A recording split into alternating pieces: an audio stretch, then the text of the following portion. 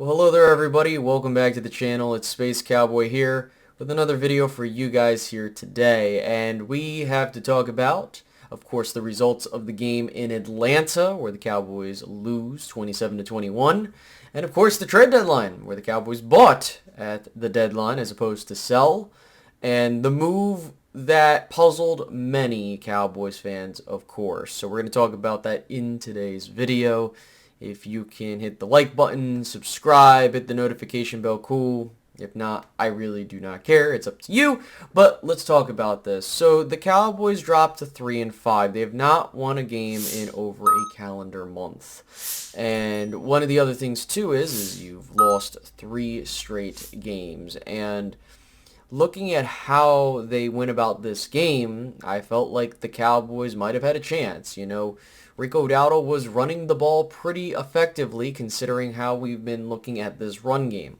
And looking at the pass offense, I think that it's not any better than what we've seen. I mean, 18 of 24 for 133 yards and a touchdown from Dak Prescott, and to add on to that, there were moments where I felt like he could have gotten the ball out faster, but also from a schematic standpoint, from a play caller, I felt like they could have done a little bit more with a deep ball or intermediate passes. It just felt like you kind of go short routes and you hope that they do some yard after the catch. And then with Cooper Rush coming in after Dak Prescott got hurt, going 13 for 25, 115, and another touchdown, again, it was a very ineffective passing game, to say the least.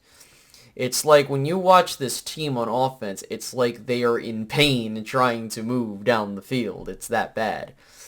Going to the receiving game, Jake Ferguson had the 27-yard catch and run to start off the day, but, having 7 receptions, 71 yards, and 10 targets, cool. CeeDee Lamb, 8 receptions, 47 yards, and 12 targets.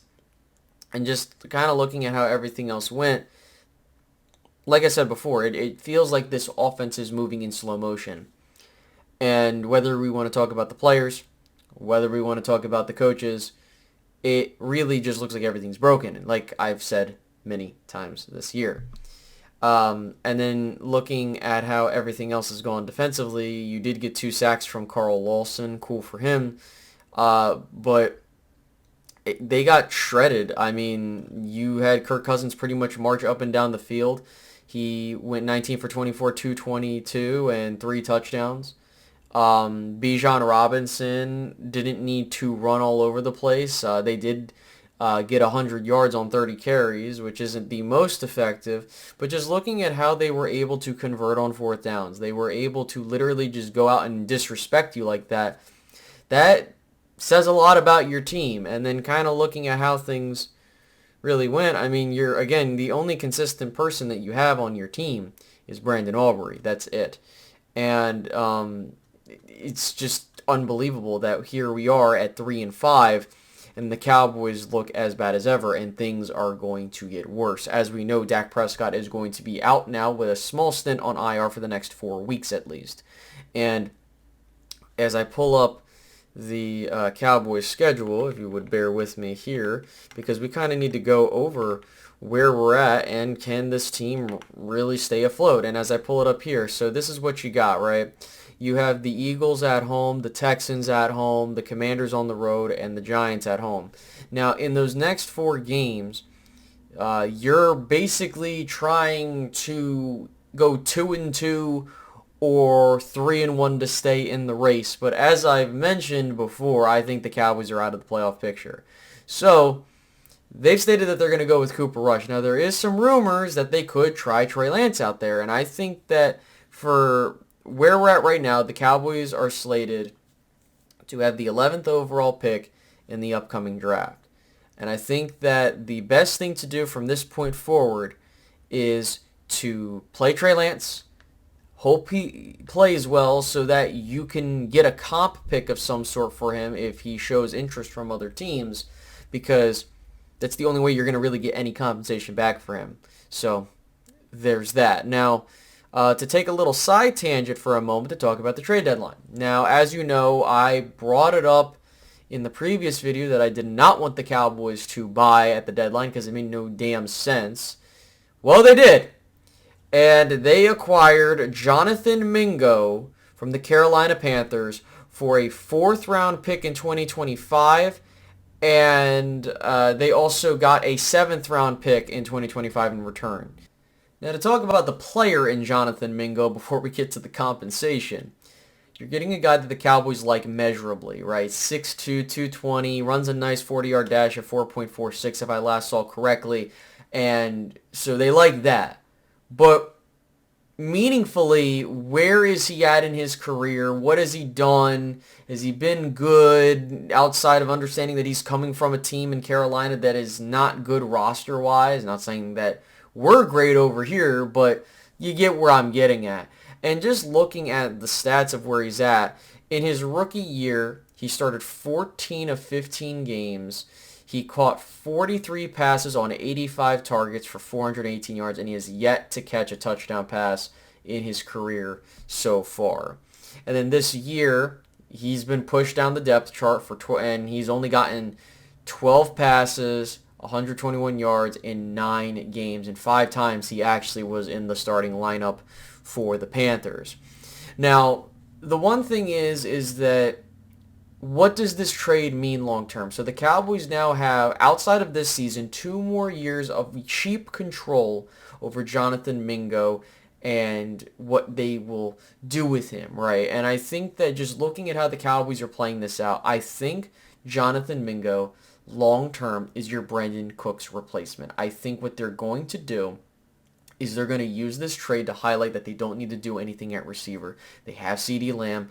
Jalen Tolbert's going to elevate to a wide receiver 2 for them, even though I think he's more of a wide receiver 3 in this league. And then Jonathan Mingo, in my opinion, coming out of that draft, was probably a 5th round type of guy, like talent-wise, just because of the fact that I didn't feel like he was going to be a meaningful contributor, and the Cowboys think he will be. I think at the best that you would get out of Jonathan Mingo is a good wide receiver 3, and that's stretching it. I'm not saying that's going to happen. To me, I think the Cowboys traded a 4th round pick for a guy that is basically, at this point, an over-glorified, or for their mindset, an over-glorified 4 or 5 wide receiver. And to be honest with you, you already had a guy on the roster that could have done what you might want Jonathan Mingo to do in Ryan Flournoy, because their measurables and what they can do on the football field are eerily similar. Now, Jonathan Mingo will wear the number 81. Cool, whatever. I really don't care. But you need to see this dude see the field. And to those that were saying that, well, he's coming from Carolina, he has not had an opportunity to really show himself. Well, again, I'm rooting for the guy. I'm not actively rooting against him for a take. I want him to do well, to come in here and be a damn good player for you. But the problem I have is we can't keep doing this where we're trading for guys that are struggling and trying to make them something that they're probably not. And that's the problem that the Cowboys have, is they're desperately trying to put themselves in a position where they can be like, okay, that one guy that we really liked, he's struggling over here. Let's go get him. And to point out what Cowboys blog, shout out to Joe Rod over there, like, they need to stop these reclamation projects, right? Like, it just doesn't make sense from a logistical standpoint when you're constructing a football team. The fact that we're here having a conversation about how people think you're getting fleeced, which I think you did, by the Carolina Panthers for a guy that they were probably going to cut this year, or at the end of the year, is unbelievable. I had a friend of mine who is a Panthers fan, and we joked around about how the Cowboys are so inept, they literally make the Carolina Panthers look like the best front office in all of football. Like, that's how bad this team is. They can't evaluate talent in terms of the trade market. And to me, I think that the best place that you're at right now is to sell and go from there. But they didn't. And so now you're like, what I saw was, when I was coming home, was when they said that the Cowboys traded a 4th round pick for a receiver, I thought it was Mike Williams, honest to God. I thought, okay, if you get a guy like Mike Williams, okay, maybe, he's going to be a guy that, long term you extend and you go through that. But no, I was like, Jonathan Mingo for a 4th round pick? I don't care what you're getting back. The fact that they were able to pull that off is miraculous. And again, looking at who else you could have gotten for a 4th round pick, you could have gotten DeAndre Hopkins. Oh, but Space, he's old and he's not. he's still a good player, right? Like, even if he's not going to be your wide receiver one, you get a certified wide receiver two. You could have gone after Devontae Adams if you wanted to, right? You could have gone after several other receivers. In fact, the Dallas Cowboys gave up more to acquire Jonathan Mingo than the Browns did to acquire Amari Cooper from you.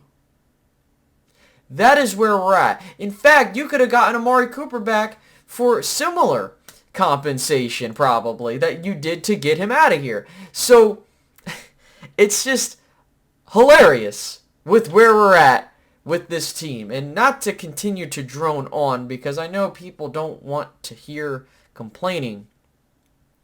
But guys, there's really nothing else to say other than this season is cooked. And we're just kind of going game by game. Now, if they do play Trey Lance, I will be a little bit more interested to see how the season plays out.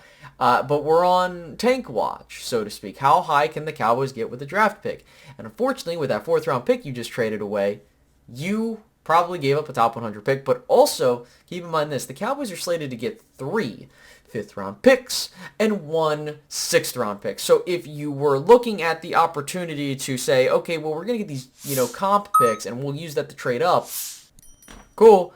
But that 4th-round pick was really needed considering how this team constructs its roster. So I really have nothing much else to say, guys, other than I'm very disappointed in this team. Let's just see how the next 4 games go. And especially this upcoming week, do they get destroyed? Do they put up a dogfight and they win? But again, it's going to tell you a lot of, does Dak Prescott come back for this season? And I would say that if you do go 0-4 or 1-3 or even 2-2, do not bring him back. The only way you're bringing Dak Prescott back is if somehow you salvage the season. And unfortunately, there's this mindset that Cooper Rush is going to come in and he's going to save the season. And I think that the reason why he did so well when he was the starter was that they didn't need the offense to do a whole lot. That defense was just carrying the whole time. But let's just hope for the best. But, oh well, I will catch you guys later, and you have a great rest of your day. Have a good one, guys. Bye-bye.